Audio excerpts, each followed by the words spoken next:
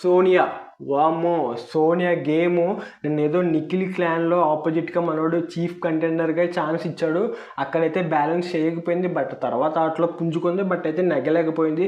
నిజంగా Nikhil clan versus ఒకవేళ ఇక్కడ సోనియా క్లాన్ గాని ఏర్పడితే నిఖిల్ గేమ్ గ్రాఫ్ ఒక్కసారిగా అంటే గేమ్ పరంగా ఫిజికల్‌గా ఆడినా ఒకసారిగా గ్రాఫ్ అయితే పెరుగుదును. ఆట ఇంకా బాగుండేది.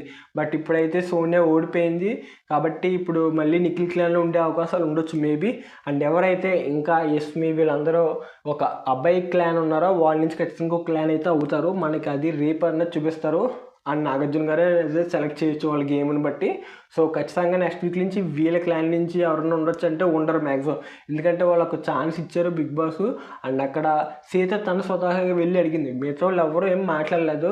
అండ్ సోనియా కూడా నువ్వు ఎందుకు చెప్పుకోవాలంటే అప్పుడు చెప్పింది నాకు అవ్వాలని ఉందని చెప్పి ఎవరు చెప్పలేదు. బట్ అక్కడ సీత అయితే ఎలిజిబుల్. ఎందుకంటే తను వెళ్ళి అడిగింది దానికి ఇంట్రెస్ట్ ఉంది నేను చేస్తానని.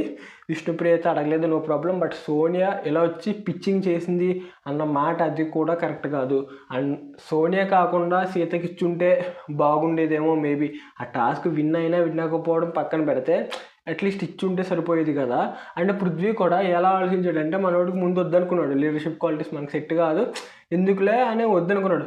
తర్వాత ఆ టాస్క్ చూసి ఈ టాస్క్ అయితే సరిపోతుంది కదా, ఈ టాస్క్ నేను ఆడేవాడిని కదా, నన్ను ఎందుకు సెలెక్ట్ చేయలేదురా అని చెప్పి రీజన్ అయితే అడిగాడు నిఖిల్ దగ్గరికి వెళ్ళి. అక్కడ ఒక పెద్ద తంతది. సో అది కూడా అక్కడ కూడా మళ్ళీ నిఖిల్ క్లాన్ ఏంటంటే తను సరిగ్గా ఆన్సర్ ఇవ్వలేకపోతున్నాడు. అంటే కన్విన్స్ చేసి ఏదో ఫేస్ టు ఫేస్ గట్టిగా మాట్లాడాలి హౌస్లో. బట్ సోనియా నిఖిల్ ఒకే క్లాన్లో ఉంటే ఆట అయితే మొత్తం దెబ్బ అయిపోద్ది, అందులో డౌటే లేదు. సో ఎంత వీలైతే అంత త్వరగా ఆపోజిట్ క్లాన్లోకి అయితే వెళ్ళాలి వాళ్ళు. అప్పుడే ఆట మంచి వేలో ఉంటుంది, మంచి ఫామ్లో ఉంటుంది.